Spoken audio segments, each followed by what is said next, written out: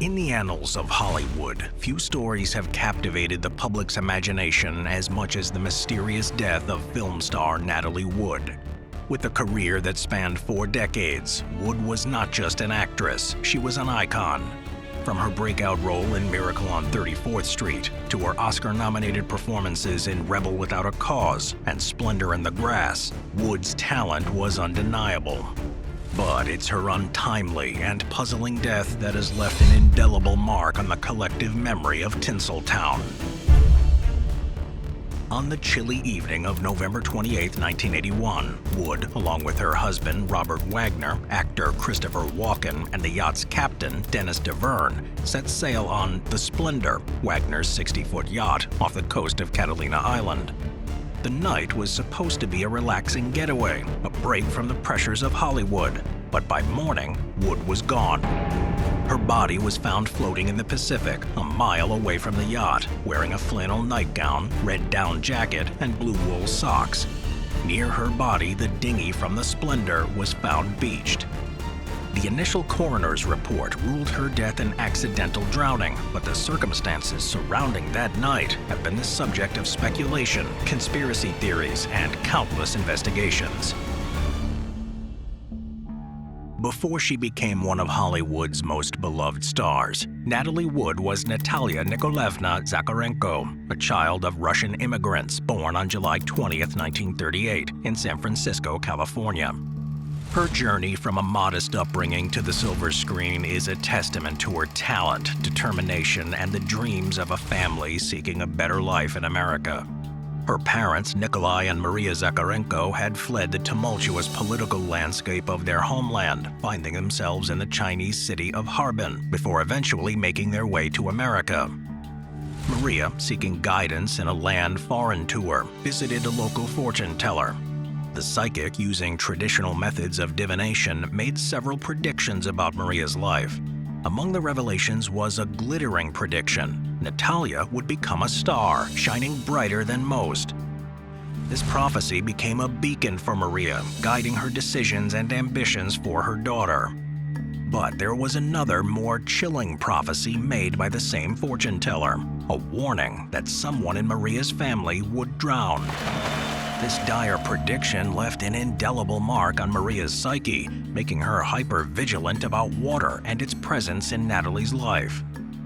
As the family settled into their new life in America, and as Natalia began her ascent in Hollywood, the prophecies, both promising and the ominous, lingered in the background. As Natalie's career took off and she became one of Hollywood's brightest stars, water seemed to play a recurring role in her life.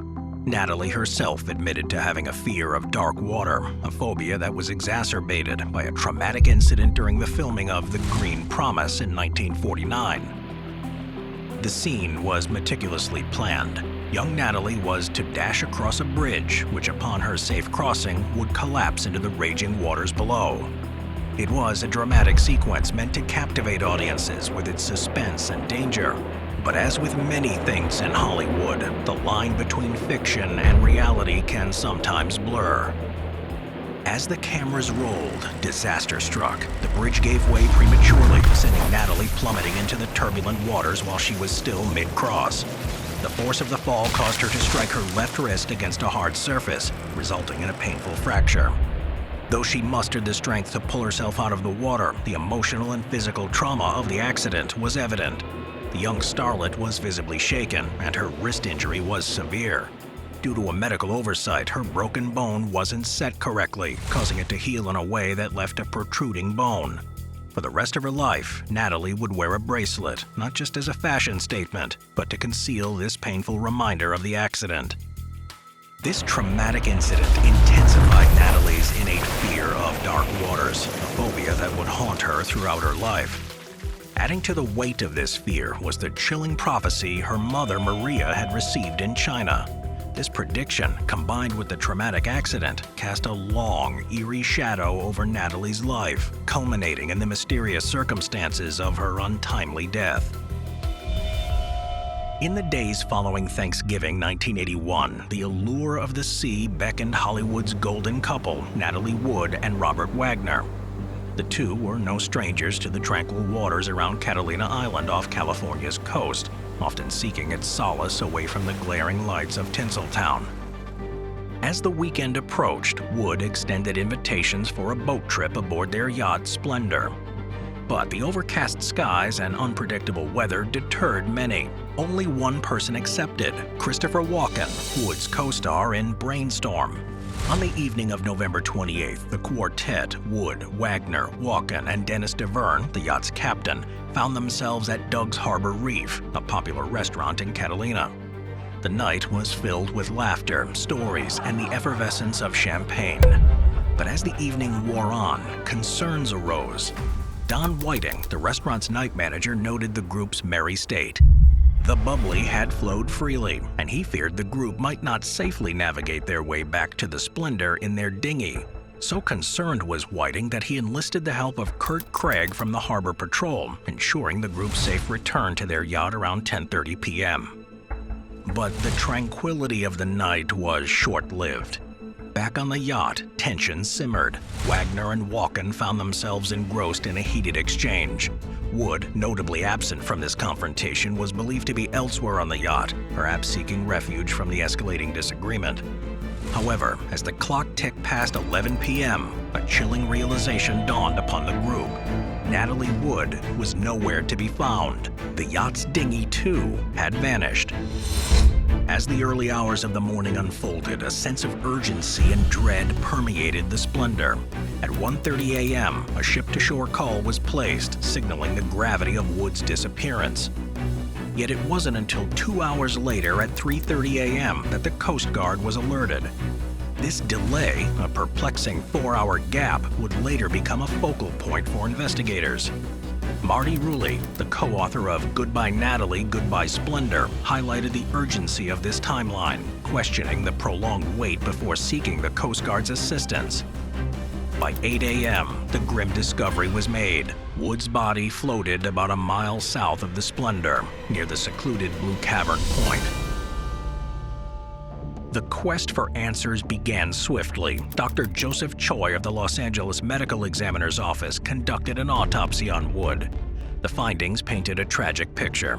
Elevated blood alcohol levels and a series of bruises on her arms, legs, and face suggested a possible scenario.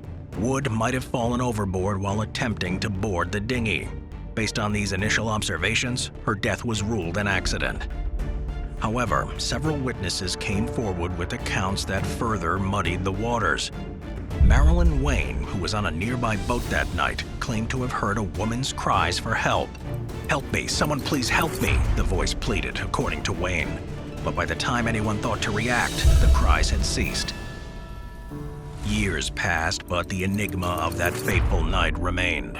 Christopher Walken, who had maintained his silence for nearly 16 years, finally spoke out. In an interview with Playboy magazine, he provided his perspective on the events leading up to Wood's death. Walken's account, echoing the initial findings of investigators, offered a theory consistent with the accidental fall narrative. 3 decades after the tragic loss of Natalie Wood, the case that had long been dormant was suddenly thrust back into the spotlight. The Los Angeles County Sheriff's Department, spurred by additional information from unnamed sources, made the unexpected decision to reopen their investigation into Wood's mysterious death. A day after the announcement, Dennis DeVerne, the captain of the Splendor on that fateful night, made a shocking revelation on NBC's Today Show. Contradicting his initial statements to the police, DeVerne confessed that he had not been truthful during the original investigation. More startlingly, he pointed fingers directly at Robert Wagner, alleging that he played a role in the tragic events that led to Wood's death. The twists in the investigation continued. The Los Angeles County Sheriff's Department, after a thorough re-examination, amended the official cause of Wood's death. What was once deemed an accidental drowning was now revised to drowning and other undetermined factors. This decision was influenced by new assessments of the bruises found on Wood's body.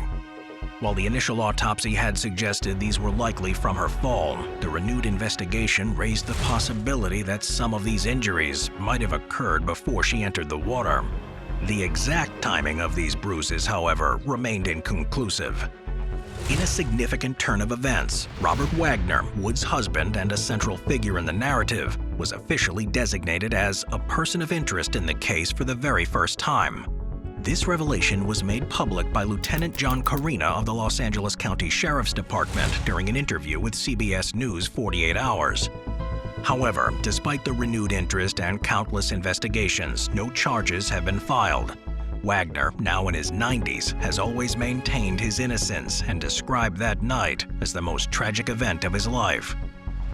As the years go by, the truth of what happened on that chilly November night may become even more elusive. But one thing is certain.